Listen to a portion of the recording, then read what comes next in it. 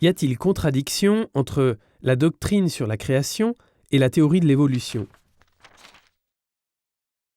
Dans le premier livre de la Bible, le livre de la Genèse, il n'y a pas un seul récit de la création, mais deux.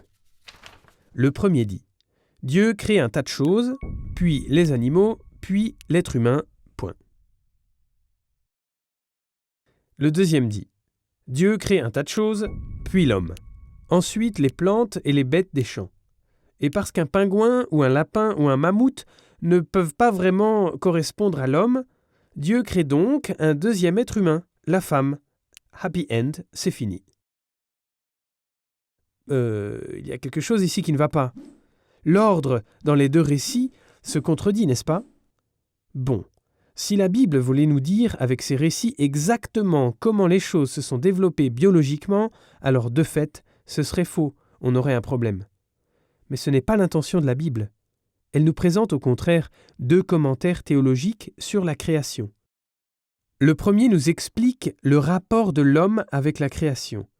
Il est pour ainsi dire le couronnement de la création.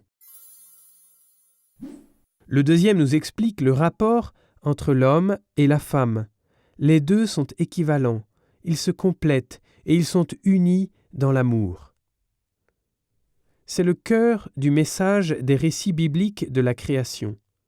Le centre n'est pas le point de vue biologique, et c'est pourquoi l'Église catholique, en principe, n'a pas de problème avec les théories de l'évolution, comme le montrent des énoncés des papes Pie XII, Jean-Paul II et Benoît XVI. Cependant, l'Église donne les indications suivantes. L'homme est une créature particulière de Dieu. Il reçoit son âme spirituelle directement de Dieu. Et cela ne constitue pas une différence graduelle avec les animaux, mais un saut qualitatif. L'âme fait de l'homme un être capable de Dieu. L'Église rejette les conceptions matérialistes de certains biologistes. Si on considère ces aspects, la doctrine de la création et la théorie de l'évolution ne s'opposent pas. Le croyant peut comprendre l'évolution comme une création continuelle de Dieu. Et ce processus n'est pas forcément sans finalité, même s'il obéit aux influences et aux lois purement naturelles. Dieu est la première cause de toutes les causes. Il maintient tout dans l'être et tout a en lui sa fin dernière. C'est la position de l'Église au sujet de cette question.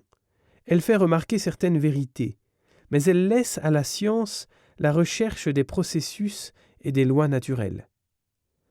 Même aujourd'hui, ce domaine est passionnant, car même s'il y a quelques théories générales, on est loin d'avoir trouvé toutes les réponses.